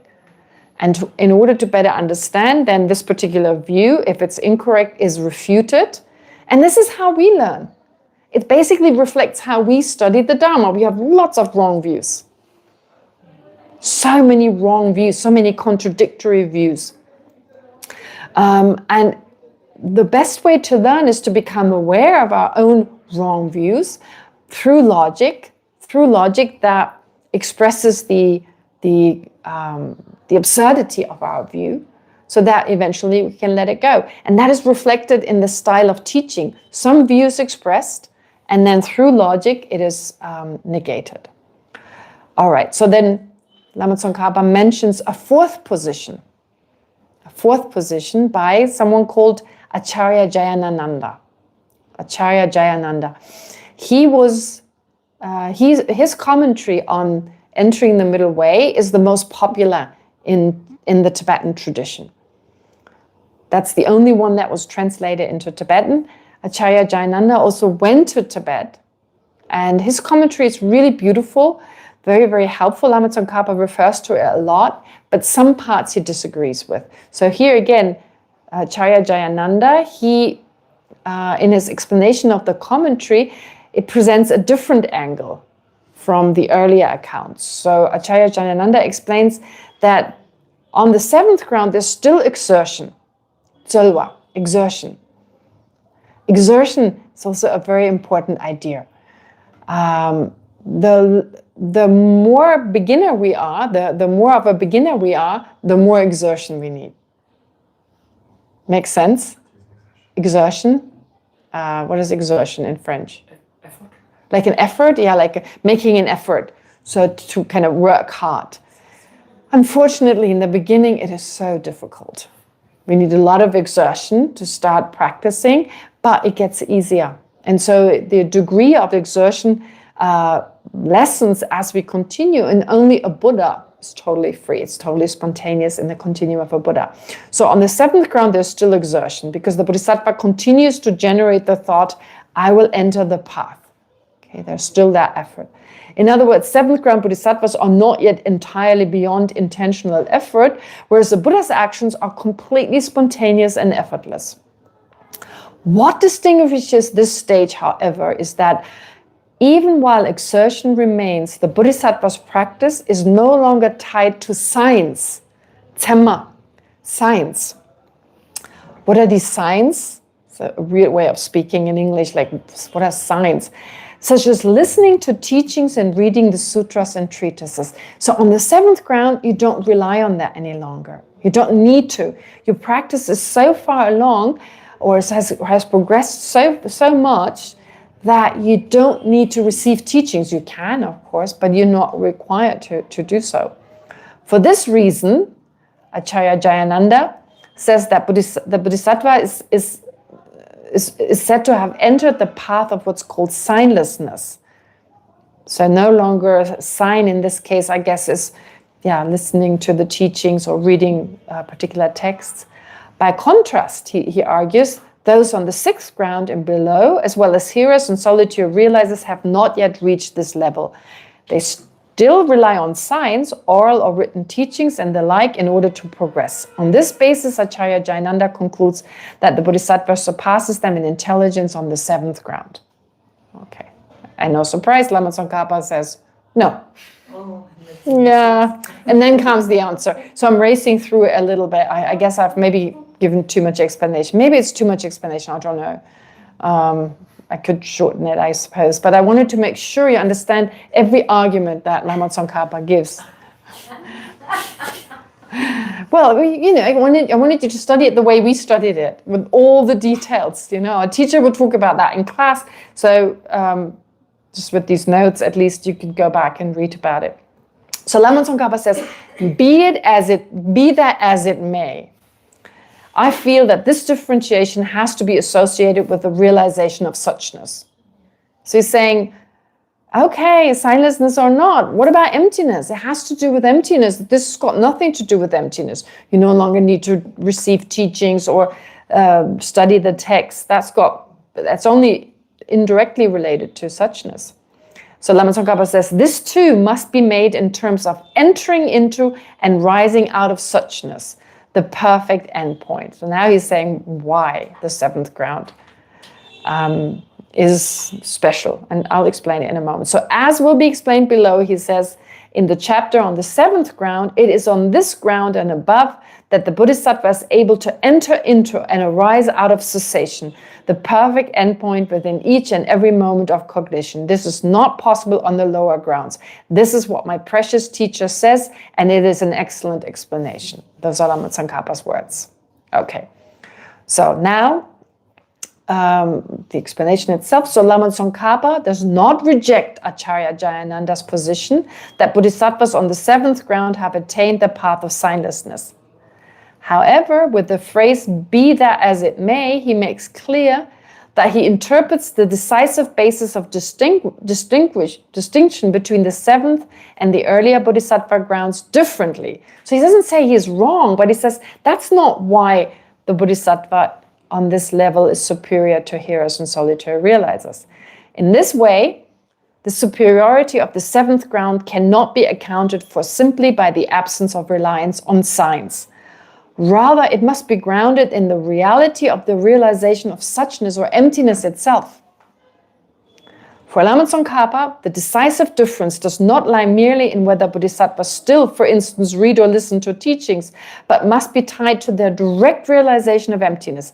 Emptiness being referred to here as, and this expression that's quite unusual, cessation or negation, which is the perfect endpoint. So that's emptiness. Okay, now Lama Tsongkhapa gives his own explanation. The meditative equipoise, directly realizing emptiness on the seventh ground, arises through the cumulative powers of the power of the earlier stages. The preceding grounds have eliminated their respective afflictive obstructions, and the sixth ground has brought the perfection of wisdom to its peak. Together with the strengthening of bodhicitta and great compassion and the corresponding accumulation of merit, these developments enhance the non-dual gnosis, the direct realization of emptiness on the seventh ground. So what renders this meditative equipoise distinctive and thus establishes the superiority of the seventh ground over the earlier grounds and over foundational practitioners in terms of their cognitive ability is the Bodhisattva's extraordinary ability to enter into and emerge from the meditative equipoise, directly realizing emptiness within the briefest instant of a completed action. So, this is Lama Tsongkhapa's view on this. He says, Bodhisattvas on the seventh level, their mind has become so flexible, so supple, they enter into a meditative equipoise and arise from it right away. Enter into and arise. So why is this important? Now we're coming to the debate part. I've raced through a little bit because now all the debates. So when we hear all this explanation is given, and then we have all these debates. A lot of debates, and I've actually written out all the debates in here. Well, not all of them, there could be more, there are endless debates, but okay, so what is he saying here? Now comes the part, our part, where you question that. Okay, whatever you've read so far, now we need to question. So what is special about that? Think about it. What is special about being able to enter into a meditative equipoise and arise from it again?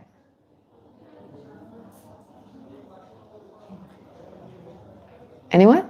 That you don't get cheated with this reality, no? You don't get cheated with this reality. You don't get... So fast being able to see the emptiness. Right, okay. The merry appearances. So can I reformulate it so it's not like you're totally like absorbed into just emptiness and then have no sense of conventional truth? Exactly. And then you can switch faster. You can switch because both truths are valid, right? That's definitely a good point of looking at it, because previously either you're totally absorbed into emptiness and then you can't do anything else, right? So it's just emptiness, then you arise from it. It's probably difficult for a moment to take to mind conventional truth again. I mean, you've just focused on the emptiness, but you then need to remember that phenomena nevertheless exist. that they do exist, that they're merely labeled, that they do function, right? So you can do that. You can do that. Of course, you know that you have that sense they're like an illusion. You can, at some point, you're so well trained. But yes, that your mind has become so supple that you can go in and out and in and out. That just shows your flexibility, the mental flexibility. Yes, go ahead. Pliancy again. Yeah, pliancy, exactly. That kind of pliancy is what we're aiming for. Incredible pliancy. I mean, we know the stiffer our mind, the harder, the bigger our problems, right? Not being able to switch back and forth between situations. So intelligence is very much also measured by the ability to switch between different situations, to adjust. For instance, in everyday life, you have to be fast, you have to adjust if the situation requires that. But here, yes, it's just that supple, that being able to be more pliant in that you can enter and then arise again, enter and arise again. Bring the two truth closer from the perspective of your own mind. I don't know what other reason. I can't think of any other reason. I mean, I'm wondering, once you enter into, do you actually eliminate any of the afflictions? You probably do, right? So that becomes much faster. Your progress is faster. You don't have to be hours on end, be with a meditative equipoise and then eliminate the afflictions, but you enter into such an absorption and then come out of it again, right? So that kind of pliancy, yeah. And here it talks about being able to do so in what is called the shortest span of time. Oh, there's in the Buddhist text, there's a lot of descriptions of different spans of time. And one important span of time is the shortest span of time required for an ordinary person to complete an action. So that is, for instance, the act of snapping the fingers or blinking the eyes. They don't talk so much about seconds. They do have words for seconds, but then when you look at the Vinaya, when you look at the Abhidharma, their description of time is sometimes a little unusual. So their days, and sometimes they say like have 30 hours, and that's like, those are strange hours or really long days. So it can differ a little bit from the way we explain time, and it's been adjusted nowadays.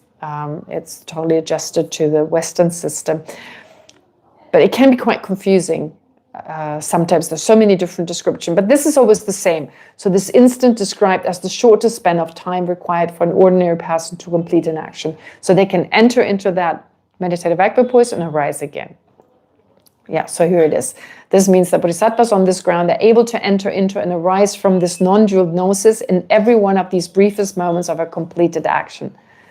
Therefore, the superiority of this ground lies in this mastery of repeatedly and seamlessly entering and exiting the direct realization of emptiness, a capacity unavailable to others. So here is solitary realizer and bodhisattvas on the earlier grounds. And Nama Tsongkhapa reinforces this interpretation by citing his principal teacher, Jetsun Rendawa Zhenu Lotru, who was his main teacher from the Sakya tradition. He basically says, with deep reference, he says that he's basically not speaking on his own authority, but transmitting the lineage of the teachings he received. And he says this is an excellent explanation. All right. Okay.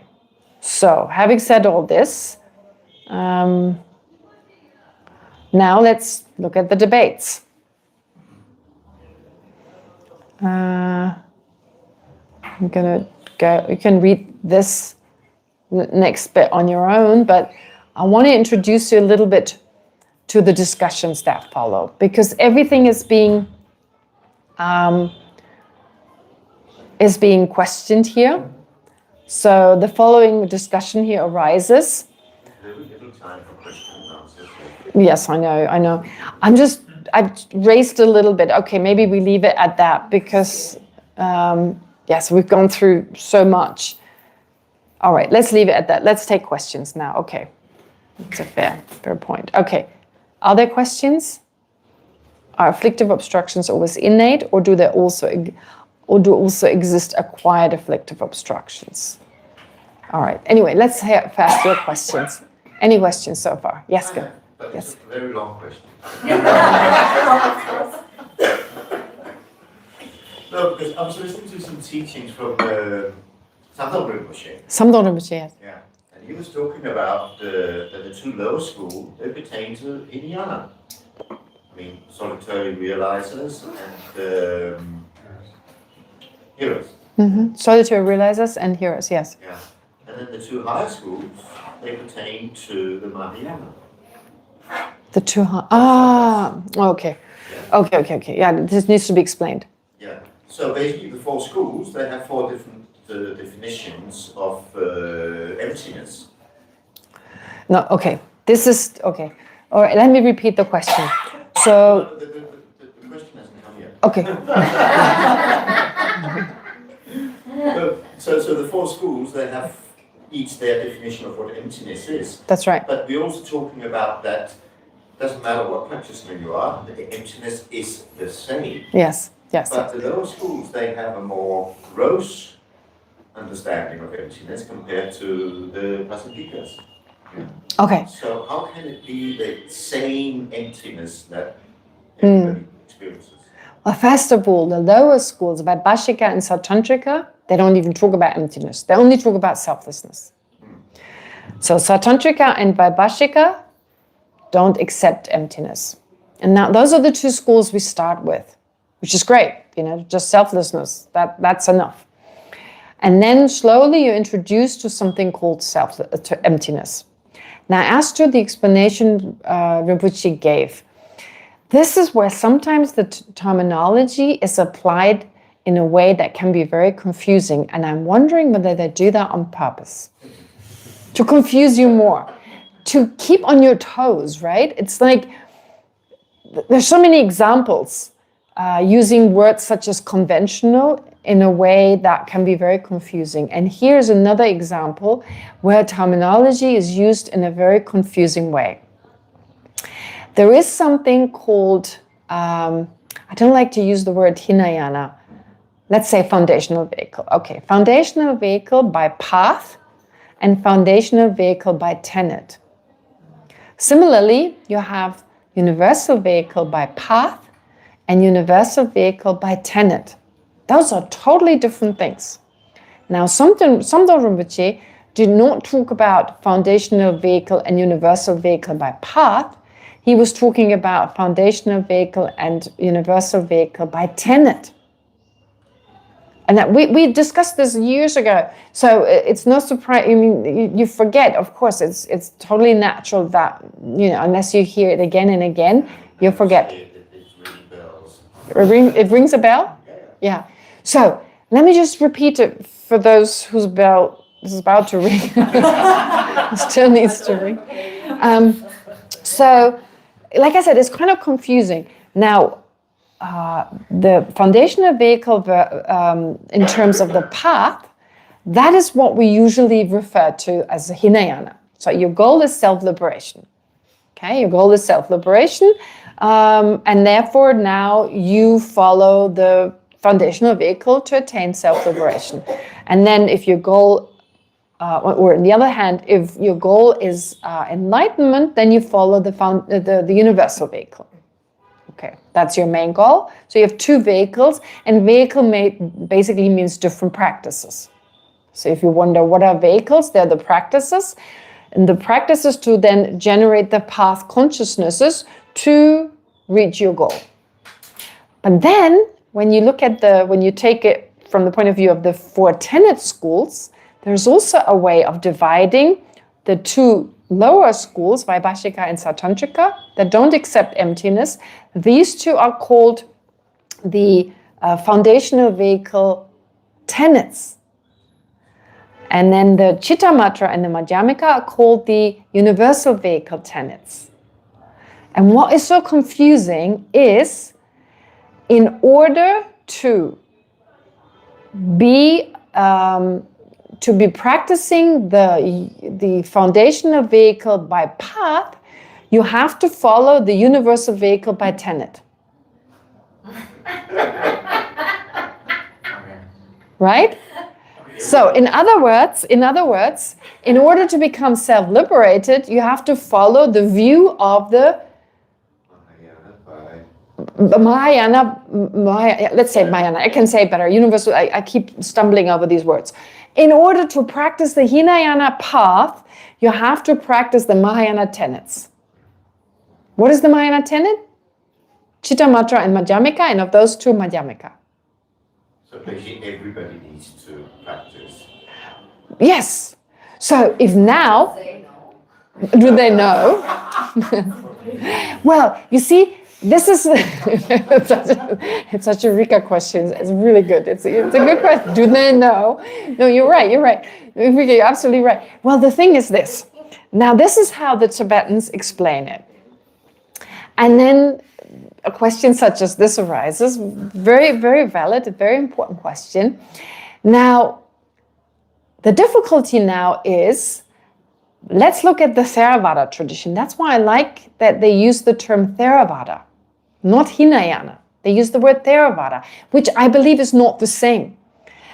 I believe that at the time of the Buddha, there were so many different Hinayana traditions or foundational vehicle traditions. Some were you could call the Theravada. I mean, we know, of course, there are 18 at least of the Vaibhashika school, and I'm pretty sure there were more of those. And some survived, some lineages survived, and some didn't. So the Theravada tradition survived for a very specific reason, that it was very effective. And it was definitely, I believe it is a tradition where you realize the emptiness according to the Prasangika school. Because otherwise you couldn't have these great, liberated masters, these greatly realized masters. But do they explain it with these words? No. Why would they? There's so many different ways to describe the Prasangika school. Call it Prasangika, call it something else. It doesn't matter. Because phenomena are merely labeled. You don't have to use the same words. Now for us, it seems they're contradictory. But we don't know what is behind the words that they use. I mean, forget about the foundational vehicle practices. You look at the Nyingma tradition, the Sakya tradition, the Kagyu tradition, and then Gelug, and compare them, and you think, oh, they're contradictory. How does that work? But fortunately, as part of my education here, we studied the different traditions. And I remember going to class, and the teacher would say something, the Kenshin, we had a Kenshin. So instead of Geshe, they have different titles, Kempo, Kenshin. And he said something in class, and I was like, oh, that is wrong. Because I was used to the kind of vocabulary in the Gelug tradition, and I knew which arguments you present in the debate. And so I went to the debate ground, like there was a monk from Sherbling monk. And we started debating, and I realized we totally agreed. But he used the vocabulary differently. He just used the words differently. So whatever meant something in the Gelug tradition meant something else in their tradition. And so in the end we were like, oh, there's nothing to debate, we totally agree. Just simply because different people need different explanations. And I keep saying, if the Buddha came in the 21st century, he would teach very different. He wouldn't have to bother with Vaibhashika and Svatantrika. He would find another way. That was just at the time of the Buddha, those were the philosophies.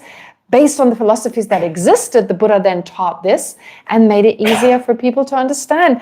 But as Dilgo Khyentse Rinpoche once said, I think, when I went to see Dilgo Khyentse Rinpoche for the first time with a group of actually Emory students. At that time, they used to come every year and just study a term here, and I was teaching them philosophy. And so we had a audience with Dzongsa Khyentse Rinpoche. And I was like, Dzongsa Khyentse Rinpoche, sorry. That was, I don't want to be disrespectful, but in that moment I was like, he's the movie Lama. What does he have to teach? I was so arrogant, embarrassing. And he started speaking, and I was like, oh, wow. But the first thing he said, the Buddha diluted the teachings. And I was like, yeah, the movie Lama. That's what he would say about the Buddha. The Buddha diluted the teachings. He said, what the Buddha taught is beyond words. And that I could agree with. Is beyond words. He said it's like the Buddha's teaching is like a laser beam. We cannot see the laser beam, but how can you see a laser beam by spray painting it?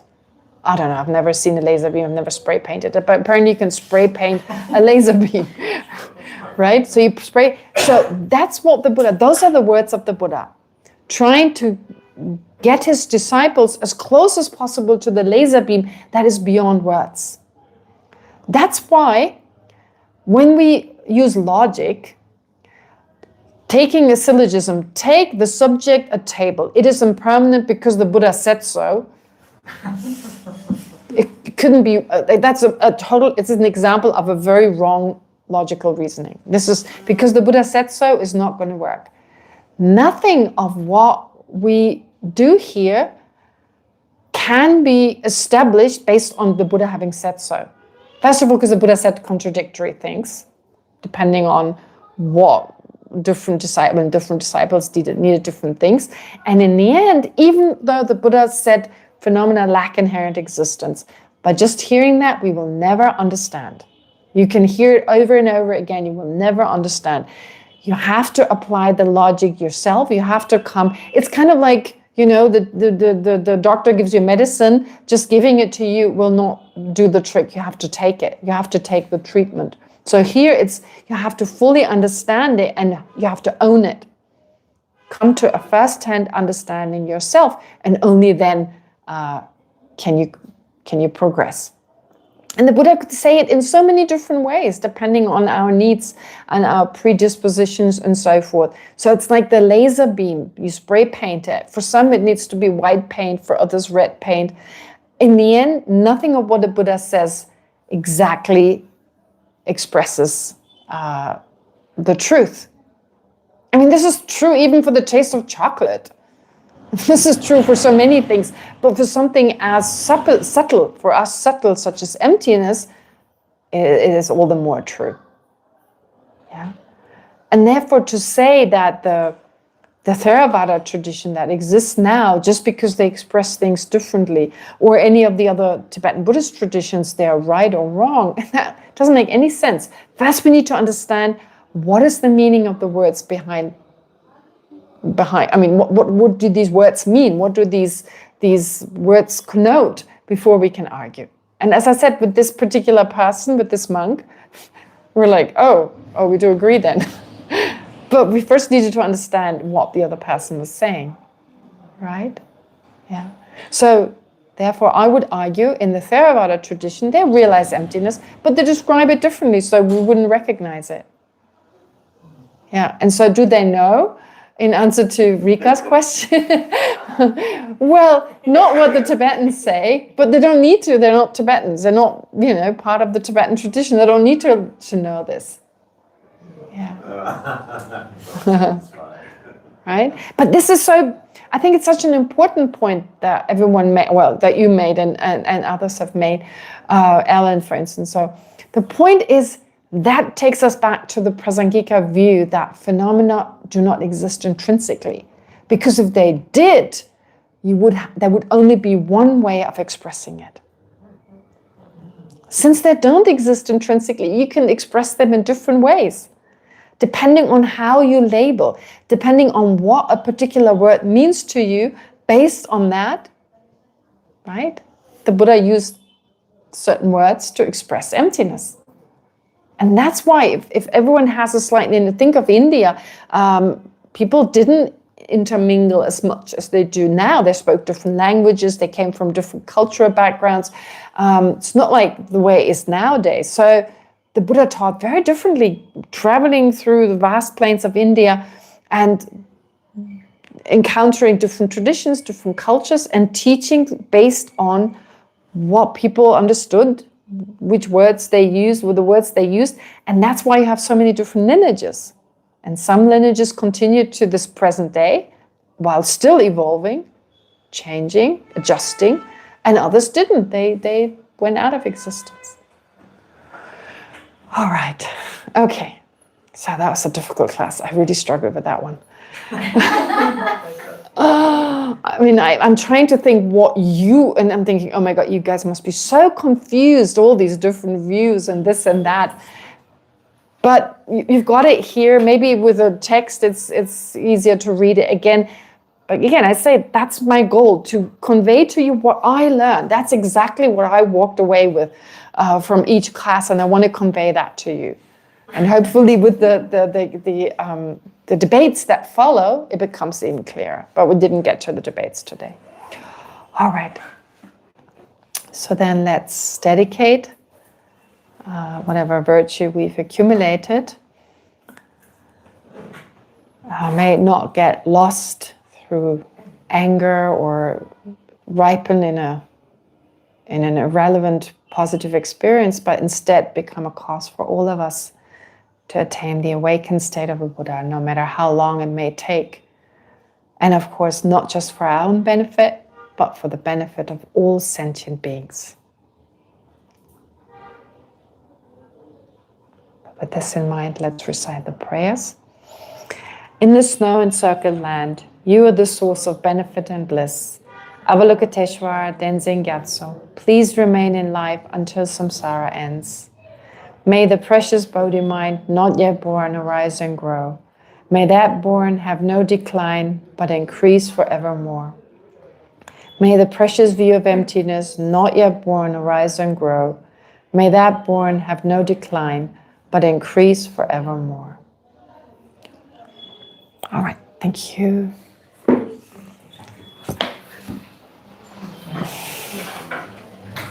I run away.